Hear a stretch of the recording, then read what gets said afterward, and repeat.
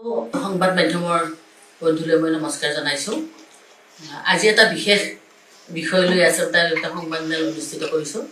আপোনালোকে জানে যোৱা 25 তাৰিখে আমাৰ অসম চৰকাৰৰ মাননীয় মুখ্যমন্ত্ৰী ডক্টৰ হিমন্ত বিশ্ব শৰ্মাৰ নেতৃত্বত মহিলাসকলৰ সুৰক্ষা সন্মান আৰু সবলীকৰণৰ উদ্দেশ্যে এটা এনেকুৱা সিদ্ধান্ত ললে যিয়ে নেকি মহিলাসকলক সুশৃংখলবদ্ধভাৱে আৰু তেওঁলোকৰ ভৱিষ্যত যাতে সুন্দৰ হয় আৰু তেওঁলোকৰ যাতে সন্মান অটুট ৰাখে তেনেকুৱা এটা সিদ্ধান্ত লৈছে।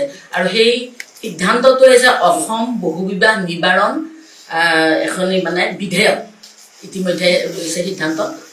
এই যিখন বিধেয়ক ইতিমধ্যে তেখেতে ললে এইখনত এনেকুৱা ধৰণৰ যে মানে এজন পুৰুষে দুগৰাকী নাৰী কেতিয়াও বিয়া কৰাব নোৱাৰে আৰু এইটো আচলতে মানে অনুপত্তি নোহোৱাকে তেওঁলোকে সাধাৰণতে কামবিলাক কৰে পুৰুষ বহুতেও, কিন্তু এইবাৰ এইটো আইনত পৰিণত কৰিছে।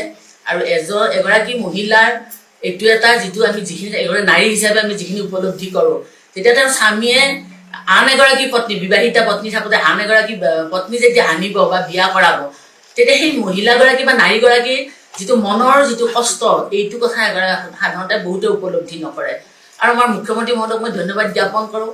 তেওঁ আমাৰ নাৰী শক্তিৰ কাৰণে যিটো সিদ্ধান্ত লৈছে, এজন পুৰুষে যদি কোনো অনুমতি নোহোৱাকৈ বা এই যিটো দুগৰাকী যদি বিয়া কৰায় তেতিয়াহ'লে এইটো আইনগতভাৱে দণ্ডনীয় বুলি সিদ্ধান্ত লৈছে। আৰু যদি তেনেকুৱা ধৰণৰ কাম কৰে তেতিয়াহ'লে সেই দোষী সাব্যস্ত হ'লে 7 বছৰ তেখেতৰ কাৰাদণ্ড হ'ব। আৰু যদি তেনেকুৱা বিবাহৰ লগত কোনোবা যদি গাঁও প্ৰধান যদি জড়িত হয় তেতিয়াহ'লে তেখেতৰ 3 বছৰ জেইল হ'ব। লগতে যদি কোনোবা যদি ইছলাম ধৰ্মৰ যিসকল লোক আছে তেওঁলোকে যদি তেনেকুৱা ধৰণৰ মৌলানাসকলে সাধাৰণতে তেওঁলোকৰ বিবাহ সম্পন্ন কৰে, গতিকে তেনেকুৱা মৌলানাসকলে যদি তেনেকুৱা কামৰ লগত জড়িত হয় তেতিয়াহ'লে তেখেতসকলক 5 বছৰ মানে কাৰাদণ্ড হ'ব।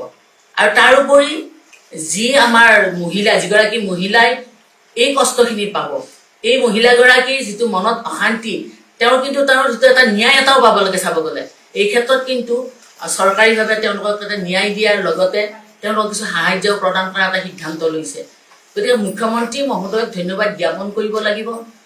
আৰু এটা এগৰাকী নাৰীয়ে সমাজত যদি মানসিকভাৱে যদি তেখেতৰ শক্তি নাথাকে তেতিয়াহ'লে সমাজত বা নিজৰ পৰিয়ালটোত তেওঁৰ যিখিনি মানে দায়িত্ব সেইখিনি পালন কৰাত বহুতখিনি অসুবিধা আহে। গতিকে তাৰ প্ৰতি লক্ষ্য ৰাখি এই নাৰীগৰাকী যিটো ন্যায় দিয়াৰ কাৰণে বা নাৰীগৰাকী সুৰক্ষাৰ কাৰণে যিটো সিদ্ধান্ত লৈছে মুখ্যমন্ত্ৰী মহোদয়ে, এইটো আচলতে বহুত ভাল সিদ্ধান্ত। গতিকে এনেকুৱা এটা ব্যৱস্থা সমাজত কেতিয়াও নহওক। গতিকে পুৰুষসকলক মই আহ্বান জনাইছো, অনুৰোধ জনাইছো। গতিকে এই যিটো মানে ব্যৱস্থা তেওঁলোকে এগৰাকী থাকোঁতে আৰু এগৰাকী বিয়া কৰায় তেওঁলোকৰ পৰিয়ালটোলৈ যাতে অশান্তি মাতি নানে, এইটো এটা বৰ ডাঙৰ অশান্তি আছে। ক'ব গ'লে তেওঁৰ যিকেইটা সন্তান থাকিব সেই সন্তানকেইটাক চোৱা চিতাৰ পৰা লালন পালনৰ পৰা উচ্চ শিক্ষিত কৰি আগবঢ়াই লৈ যোৱাটো পিতৃ মাতৃ দুগৰাকীৰ আচলতে দায়িত্ব থাকে। তেনে ক্ষেত্ৰত এগৰাকী নাৰী আকৌ আনি যেতিয়া পুৰুষজনে এটা বেলেগ এটা ৰাস্তা লৈ ল'ব, গতিকে সেই বেলেগ এটা দিশ লোৱাৰ লগে লগে এই যিকেইটা সন্তান থাকিব আগৰ পত্নী থাকিব এইখিনি চোৱা চিতা কৰাই নহয়, তেওঁলোকৰ দায়িত্ব পালন কৰাৰ ক্ষেত্ৰত তেওঁ কিন্তু অমনোযোগিতা আহিব।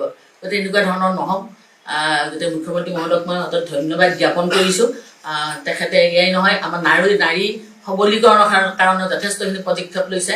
আৰু এটা সুশৃংখলাবদ্ধ এখন সমাজ হ'বলৈ লাগিলে কিন্তু এনেকুৱা সিদ্ধান্তবিলাক বৰ্তমান সময়ত আচলতে উপযোগী সিদ্ধান্ত বুলি মই ক'ব বিচাৰোঁ।